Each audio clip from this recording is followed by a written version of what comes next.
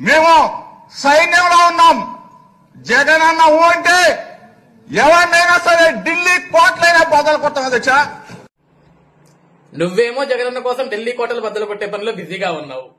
నీ పుత్రరత్నం ఏమో నిన్ను అడ్డం పెట్టుకుని దొంగదారులు భూములు కొట్టేసే పనిలో బిజీగా ఉన్నాడు. చూసావా, దొంగతనం చేశాడు, దొరికిపోయాడు.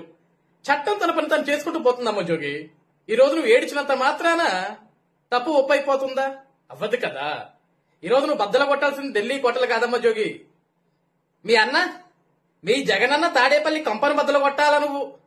ఎందుకంటే నువ్వు గాని నీ కొడుకు గాని ఏది చేసినా సరే జగనన్న కోసమే కదా.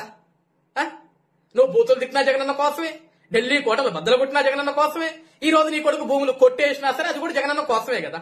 మరి అన్న కోసం మీరు అంత కష్టపడి, అన్న కోసం నువ్వు ఢిల్లీ కోటలు బద్దలు కొట్టి, అన్న కోసం నీ కొడుకు భూములు కొట్టేస్తే మరి ఆ జగనన్న మీ కోసం ఏం చేశాడు జోగి? పో, తాడేపల్లి కొంపని బద్దలు కొట్టి అడుగు. నీ కోసం నేను ఢిల్లీ కోటలు బద్దలు కొట్టేదానికి సిద్ధపడ్డా, నీ కోసం నా కొడుకు ఈ రోజు భూములు కొట్టేసి వాడు జైలుకు పోయాడు, మమ్మల్ని ఏం చేయమంటావని వెళ్ళి నీ ప్రియమైన జగనన్ని ఒక ప్రశ్న ప్రశ్నించమ్మా జోగి. Go ask.